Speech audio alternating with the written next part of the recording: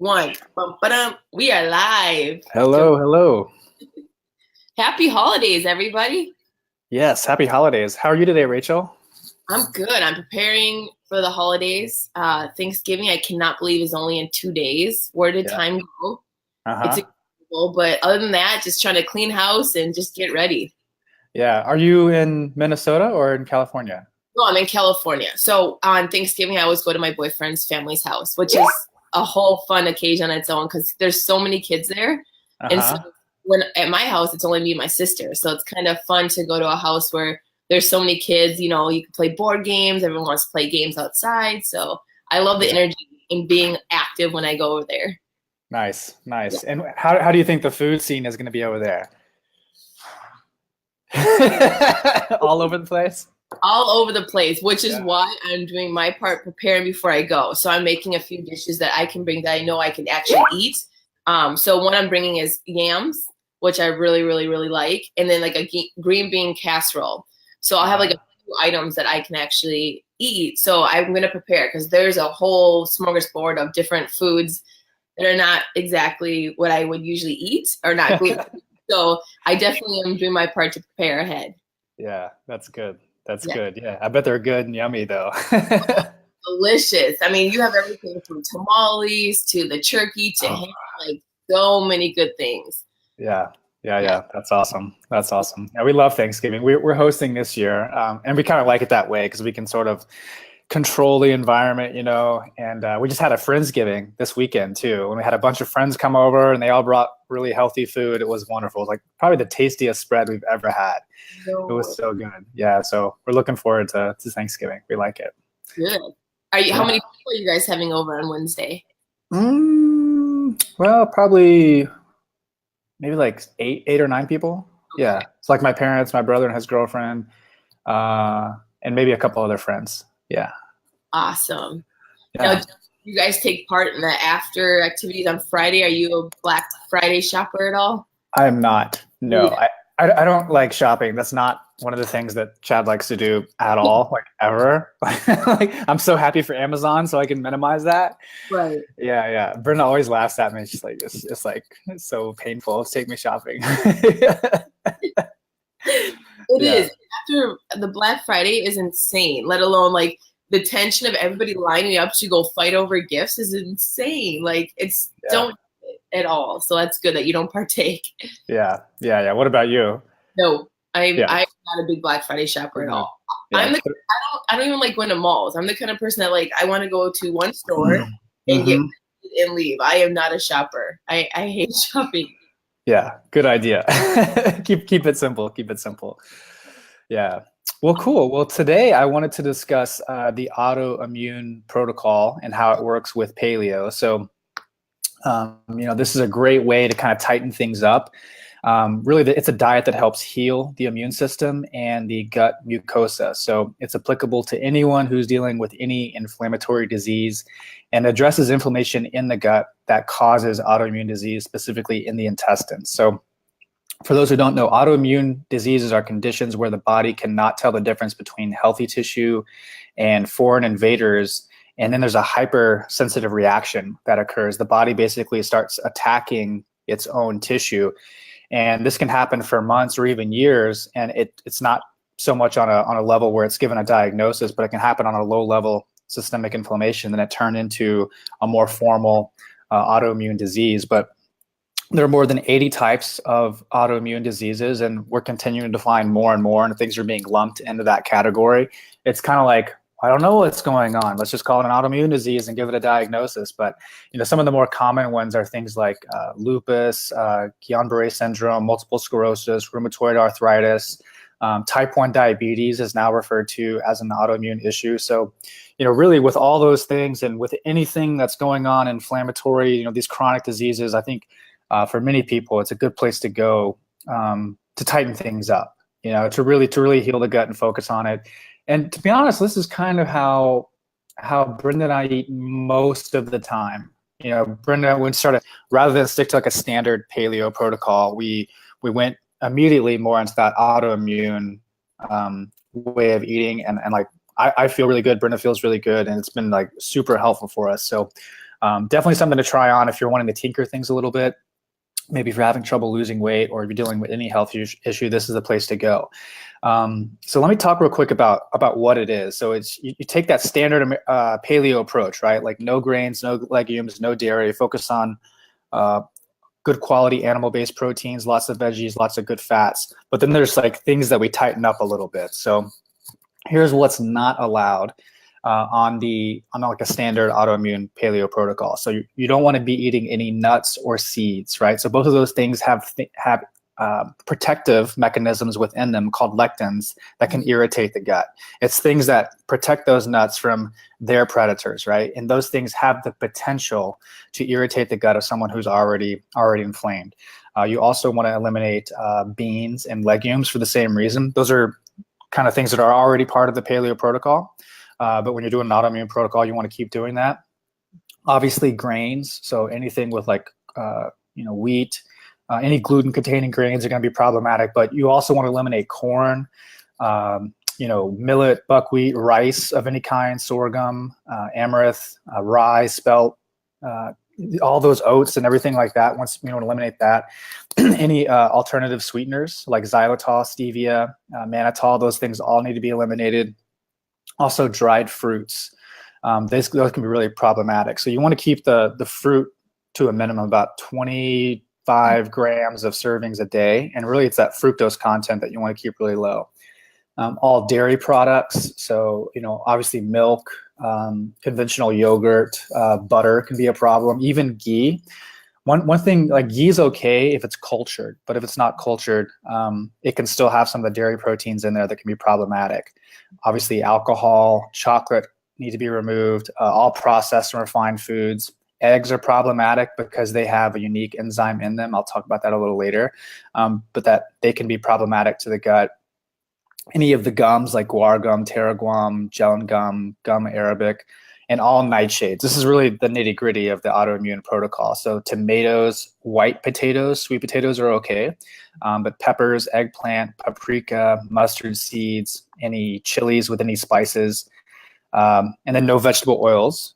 So things like olive oil, lard, palm oil, cultured grass-fed ghee, and coconut oils are okay. But the kind of the vegetable oils that we talk about in the paleo diet, like no corn oil, vegetable oil, industrial seed oils, canola oil, all those things are going to be problematic. And then culinary herbs from seeds. So mustard, cumin, coriander, fennel, fenugreek, caraway, turmeric. Actually, turmeric's fine, but nutmeg and dill seed. So what that leaves us with, right, is vegetables, fruits. Again, limit to like 15 to 20 grams of fructose today. Coconut products are great. So coconut oil, manna, creamed coconut, coconut aminos, canned coconut milk, as long as there's no guar gum or additives in there. The fats that are good for you here are olive oil, coconut oil, avocados, lard, bacon fat, cultured ghee again. And fermented foods are going to be great to help replenish the health of the gut microbiome. So coconut yogurt's great. Kombucha is really good. Lots and lots of water, coconut kefir, fermented vegetables like sauerkraut, kimchi are all awesome. Bone broth is super great because it helps seal that gut lining. Also has lots of collagen. Another reason why we recommend collagen is because it can heal the gut lining. And then your grass-fed meats, chicken, seafood, things like that. Non-seed herbal teas, green tea. Lots of fresh herbs are going to be good for you. Basil, thyme, mint, oregano, rosemary, and that's essentially it. So it's kind of tightening it up, right? Tightening up the paleo protocol. And if you want to go that route, I would say it's something you want to do for at least 2 months, right? Instead of like the typical 30 days, really give yourself time to heal the gut lining and go a little bit longer and then see how that does. And you would do the same reintroduction phase, right? Where you pick like one food if you want to bring it back. Like I want to try tomatoes and see how I do. You would have it for a little bit for breakfast, lunch, and dinner, and then wait for a 3-day period, right? And see if it brings back any negative reactions during those 3 days. And then if it does, you can be pretty sure that you're reacting to tomatoes and you're not ready for that. You should still keep it out of your diet. And then what you want to do is reintroduce a food once every every 5 days to see kind of if it's actually reacting to you or not. But in that way, you can individualize things for the long run and turn this thing more into a long-term lifestyle. Perfect. So you would recommend, for example, you and Brenda, you do it for like 2 months and then you go back to paleo and then you kind of mix it up by going back to that? Or how do you guys incorporate kind of mixing the two diets into each other? Brenda pretty much does it all the time. Like that's kind of how she eats all the time. I'm more, the thing that I don't really eat too many nightshades, although I love them, but we just don't bring them in the house. But what I do is a lot of eggs, but I don't seem to react to them in any way, you know? So I'm kind of like, it's a modified autoimmune plus eggs. And I do have some butter as well, but neither one of those I react to. But yeah, you could kind of do it that way if you wanted to. Like if you wanted to go kind of paleo and loosen things up and see how you do, but then you're still like tweaking things. Like I want to lose some weight here. I'm noticing I still have some inflammation here. I'm still dealing with this health issue there. That's kind of when you want to tighten things up and go towards that autoimmune protocol. And then, like I said, 2 months of that, and then bring things back in one at a time. And then what you'll eventually have is like your new sort of paleo approach, right? Where like you may have some things that are not listed in the autoimmune protocol, but you've got kind of more towards that paleo way of eating and just a few more foods that are okay for you. And then in that way, it's really individualized. Right. So, which I do like, because a lot of people keep, you know, once in a while will post like, hey, I hear so many great things about other people losing weight, but I'm not losing as much. So this is different ways that people can experiment and take even more things away to kind of figure out what works for their body. So this is another great example that people can do within the community.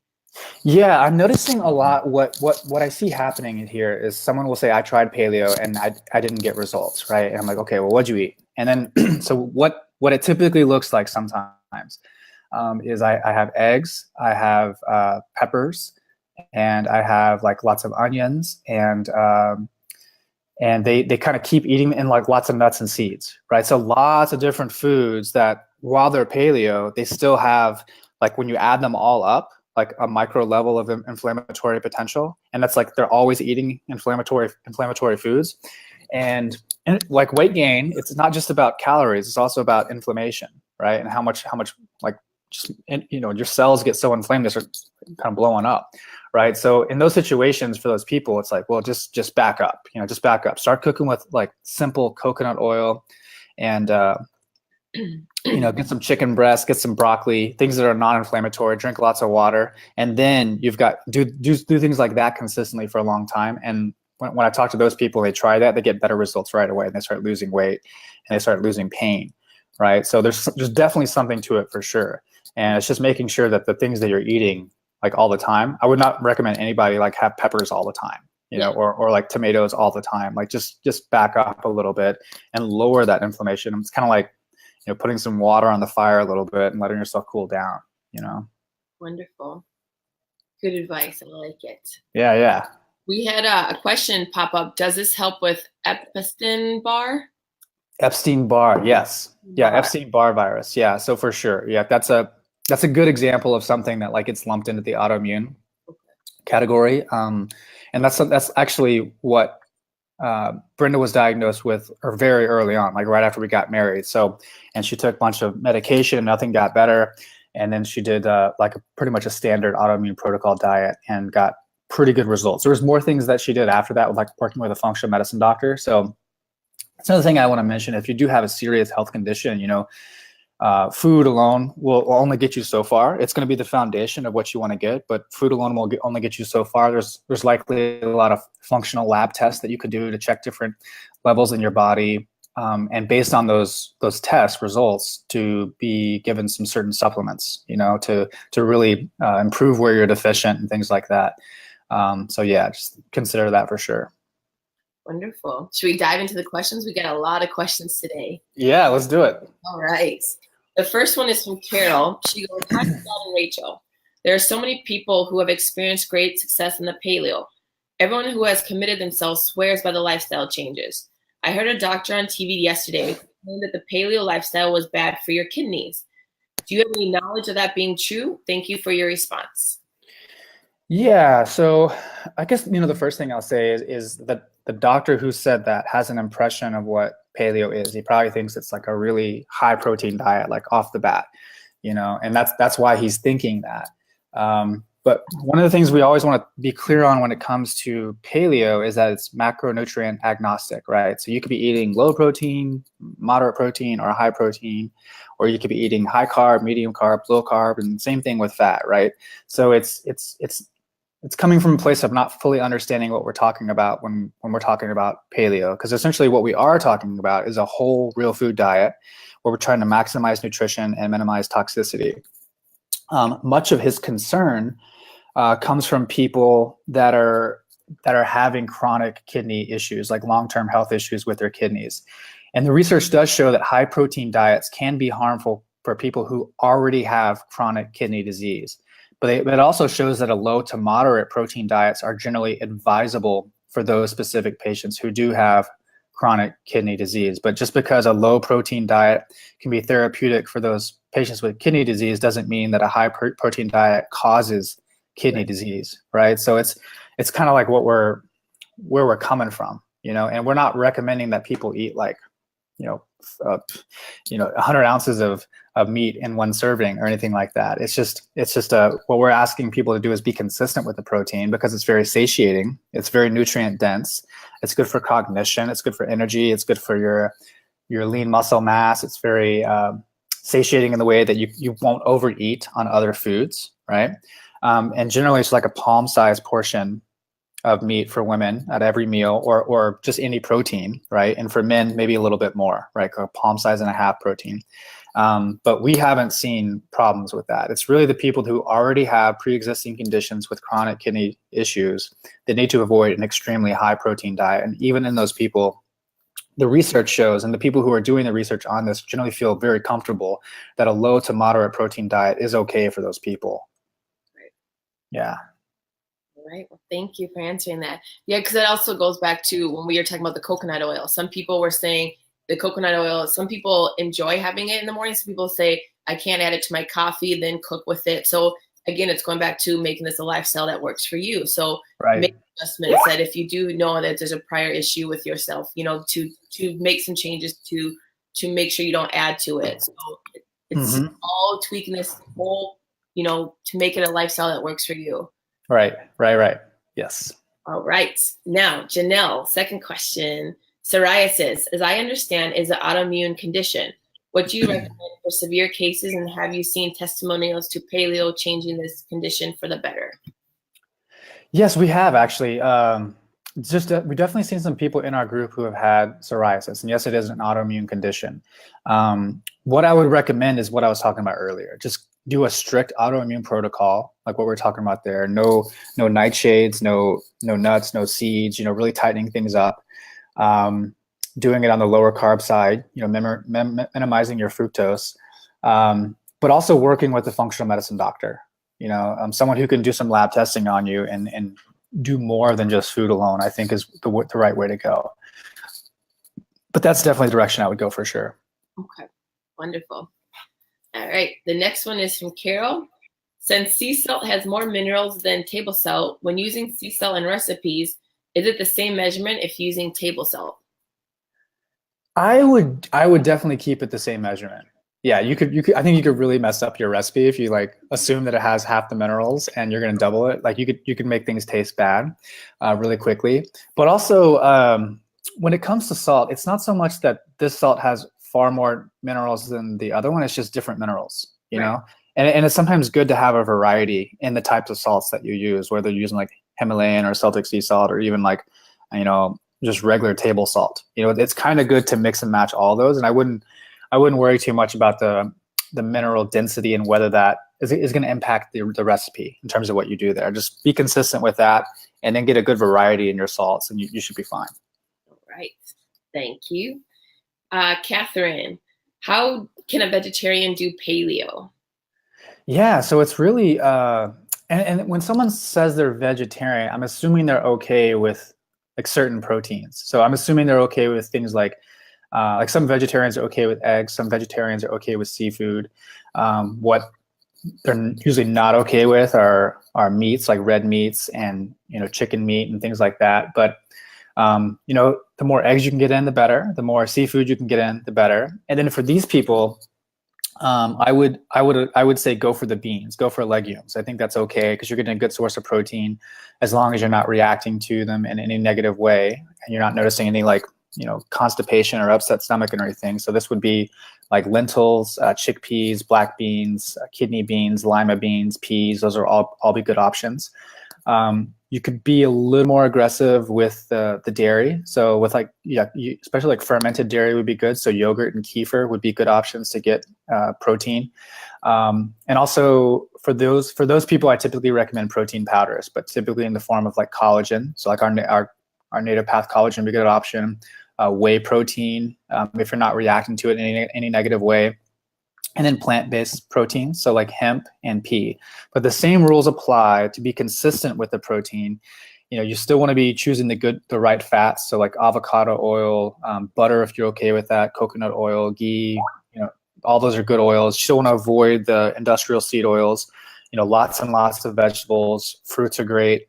Getting creative with your herbs and spices, but still removing the grains, the conventional dairy, like in the form of milk.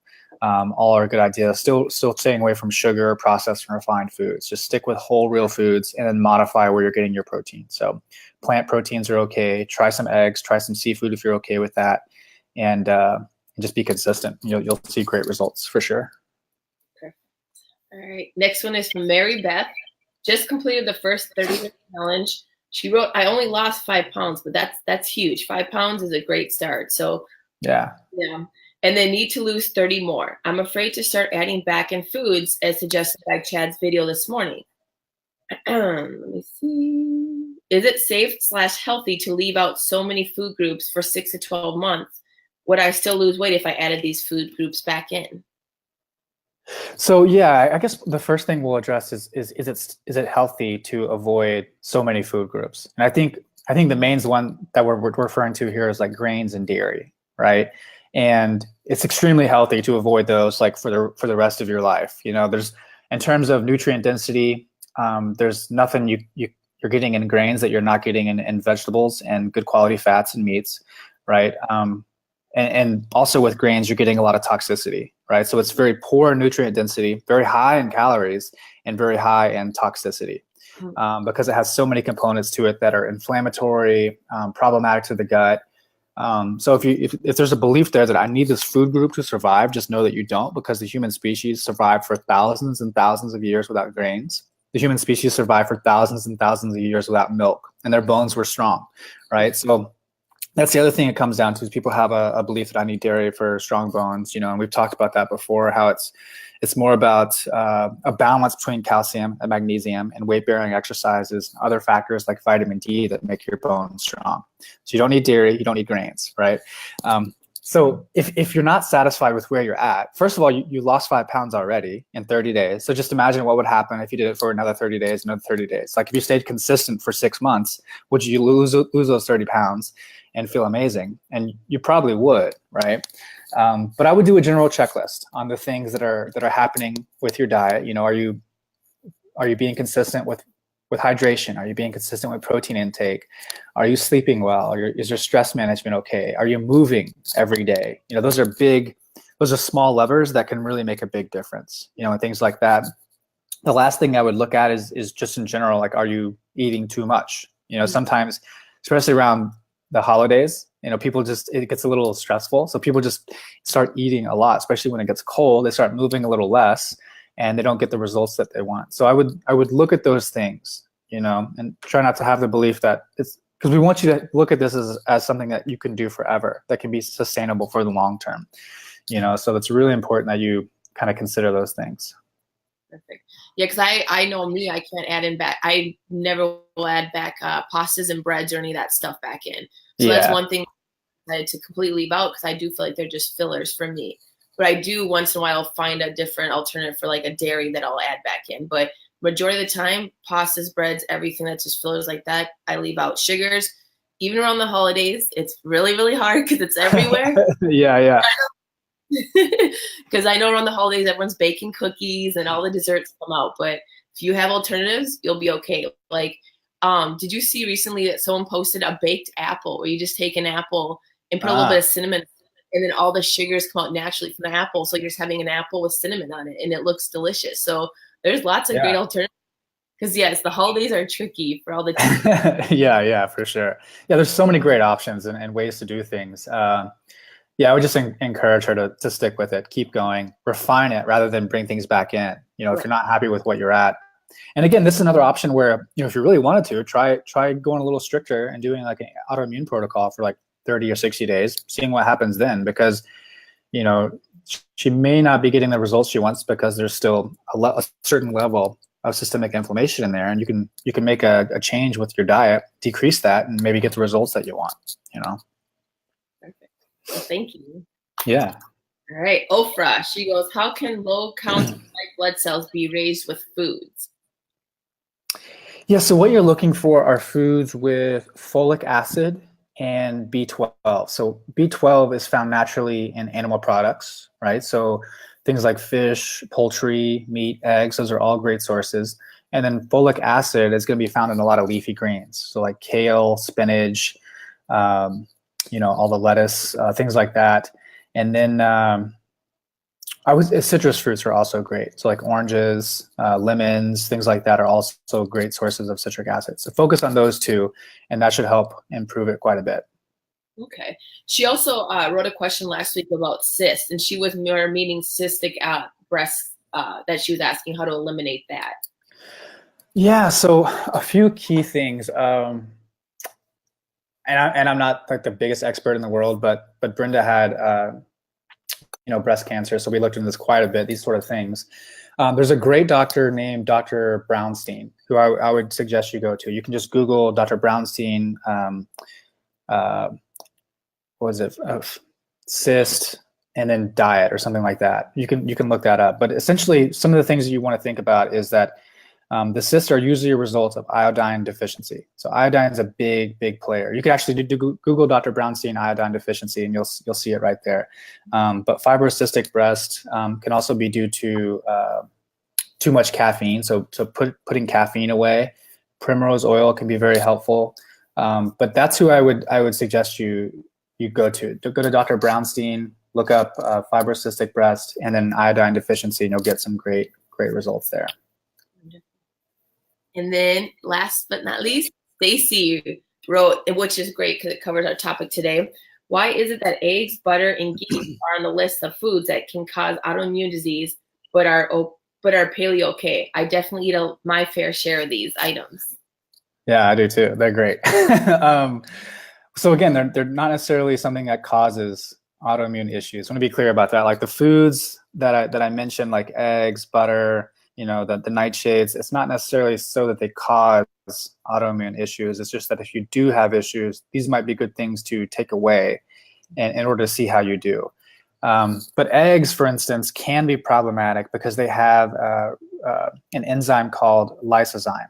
Right, and this lysozyme, it can be problematic because proteins can bind to it, and it can get through the gut barrier in the same way like gluten can, for instance. And when it gets on the other side of that gut barrier, it's foreign to your body, right? These foreign proteins, it can set off that immune response. So eggs can be a problem. They're not that way for everybody. It really comes down to the integrity of your gut lining, which dictates whether you do or do not react to them. And the same can be said for the proteins in butter. So like casein can be a problematic thing. Whey can be a problematic thing.